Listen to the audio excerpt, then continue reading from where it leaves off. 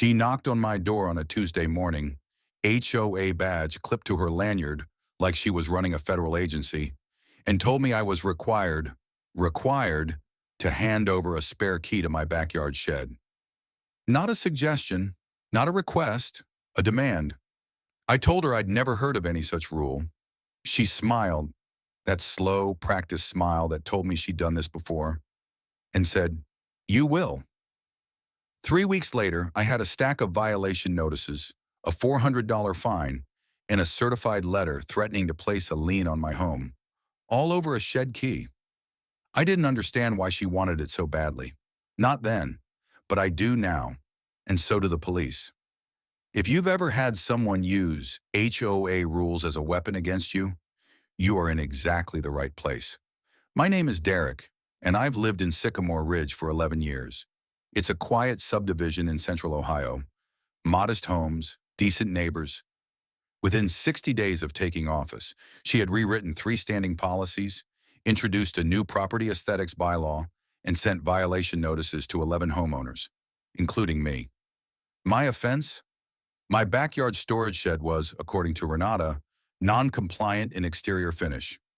2 weeks later, a second notice arrived.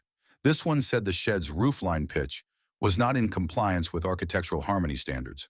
I started keeping a folder, everything in writing, every email, every notice, every phone call logged with date, time, and who I spoke to.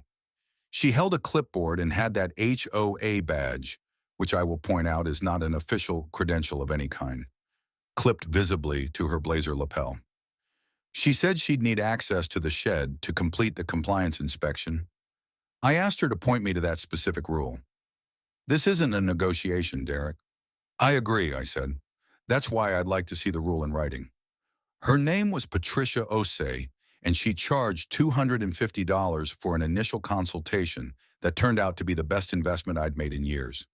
First, Renata's updated bylaws had never been properly ratified. Any rule changes adopted at that meeting were legally unenforceable. I stood up and walked through it clearly. The ratification problem, the access clause, the geographic enforcement disparity.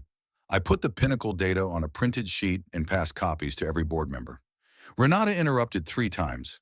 I acknowledged her each time, said I'd noted her point, and kept going. 2 days after the meeting, I got a call from a county sheriff's deputy named Morrow.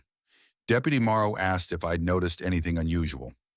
I mentioned offhand that I'd been having a dispute with my HOA president about shed access, and that she'd been unusually persistent about getting a key. I watched from my living room window as 2 sheriff's vehicles and an unmarked car pulled up to a house 7 doors down on the west side of the development. Renata Holloway's house. Inside that garage, investigators found a storage system containing an inventory of power tools, equipment, and accessories that didn't belong to her. Renata Holloway was arrested the following week. The charges included receiving stolen property and 2 counts of theft by deception. The HOA board voted unanimously to remove Renata from her position. All fines issued under her administration were reviewed. Mine were dismissed entirely. My shed is still standing. Same gray paint. Same roofline pitch.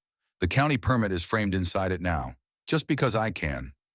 Standing up to abuse of power isn't always easy, but as Derek found out, it is always worth it.